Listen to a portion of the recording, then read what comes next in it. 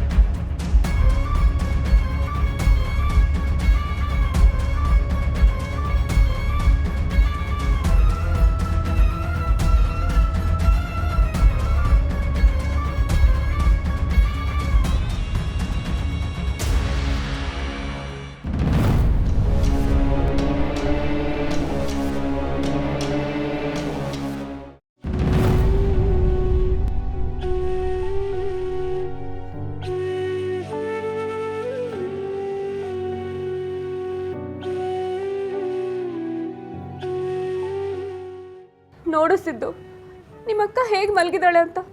ಇವಳನ್ನ ಈ ಪರಿಸ್ಥಿತಿಲಿ ನಂಗೆ ನೋಡೋಕ್ಕಾಗ್ತಾ ಇಲ್ಲ. ಡಾಕ್ಟ್ರು ಏನಂದ್ರದಕ್ಕೆ? ಆಕ್ಸಿಡೆಂಟ್ ಆಗಿ ಶಾಕ್ಗೆ ಪ್ರಜ್ಞೆ ತಪ್ಪಿದ್ದಾಳೆ ಅಂತ ಹೇಳಿದ್ರು. ಮಗು ಬಗ್ಗೆ ಏನಾದರೂ ಹೇಳಿದ್ರಾ? ಪ್ರಜ್ಞೆ ಬರೋವರೆಗೂ ಏನೂ ಹೇಳೋಕ್ಕಾಗಲ್ವಂತೆ. ಪ್ರಜ್ಞೆ ಬಂದಮೇಲೆ ಸ್ಕ್ಯಾನಿಂಗ್ ಮಾಡಿ ನೋಡ್ತಾರಂತೆ. ನನ್ನ ಮಗು ತುಂಬ ಭಯ ಆಗ್ತಿದೆ ಬಾಮ್ನ. ಈ ವಿಷಯನ ಅತ್ತೆನೂ ಅವ್ನಿಗೆ ತಿಳಿಸಲ್ವಾ? ಬೇಡದ್ಗೆ, ಅವ್ರಿಗೆ ಹಿಂಗೆಲ್ಲ ಆಗುತ್ತೆ ಅಂತ ಗೊತ್ತಾದ್ರೆ ತುಂಬ ಗಾಬರಿ ಆಗ್ತಾರೆ. ಅದು ಅಲ್ಲದೆ ಅವ್ರಿಗೆ ಸಿಂಚು ಕಂಡ್ರೆ ತುಂಬಾ ಪ್ರೀತಿ. ಅದು ಅಲ್ಲದೆ ಮಗು ಮೇಲೆ ತುಂಬಾ ಆಸೆ ಮಡಿಕೊಂಡಿದ್ದಾರೆ. ಡಾಕ್ಟರ್ ಬಂದಮೇಲೆ ಅವ್ರು ಏನು ಹೇಳ್ತಾರೆ ಅನ್ನೋದು ನೋಡಿಕೊಂಡು ಅದಾದಮೇಲೆ ವಿಷಯ ಮುಟ್ಸಮ್ಮ. ಮಗುಗೇನಾದರೂ ಹೆಚ್ಚು ಕಮ್ಮಿ ಆಗುತ್ತೆ ಅಂತ ನಂಗೆ ತುಂಬ ಭಯ ಆಗ್ತಿದೆ ಸಿದ್ದು. ನಾನು ಎಷ್ಟು ಹೇಳಿದೆ ಗೊತ್ತಾ ಆಚೆ ಹೋಗಬೇಡ ಅಂತ. ಆದರೂ ನನ್ನ ಮಾತು ಕೇಳಲೇ ಇಲ್ಲ. ಅವಳು ಹೋದ್ಮೇಲೆ ನನ್ನ ಮನಸ್ಸು ತಡಿಲೇ ಇಲ್ಲ. ಅವಳು ಇರೋ ಜಾಗಕ್ಕೆ ಫೋನ್ ಮಾಡ್ಕೊಂಡು ಹೋದೆ. ಆಮೇಲೆ ನಾನು ಹೋಗಿ ಕಾರ್ ತರೋಷ್ಟರಲ್ಲಿ ಇಷ್ಟೆಲ್ಲ ಆಗೋಯ್ತು ಸಿದ್ದು.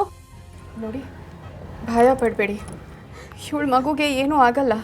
ಗಂಡ ಸರಿ ಇದ್ದಿದ್ರೆ ಸಿಂಚನನ್ಗೆ ಇವತ್ತಿಂಥ ಪರಿಸ್ಥಿತಿ ಬರ್ತಿರ್ಲಿಲ್ಲ. ಅವ್ನು ಬೇಜವಾಬ್ದಾರಿಯಿಂದ ಸುತ್ತಾಡ್ತಿದ್ದಾನಲ್ಲ ಅಂತ ಇವಳು ತುಂಬ ತಲೆ ಕೆಡಿಸ್ಕೊಂಡಿದ್ಲು. ಆದರೆ ಇವಳು ಮಗು ಏನೂ ಆಗಲ್ಲ.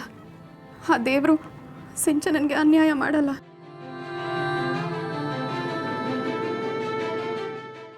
ಯಾಕಕ್ಕ ಹಿಂಗೆ ಮಾಡಿಕೊಂಡೆ? ನಾನೇ ಜೊತೆಲಿ ಬರ್ತೀನಿ ಅಂದರೆ ಅದಕ್ಕೂ ಬೇಡ ಅಂದೆ.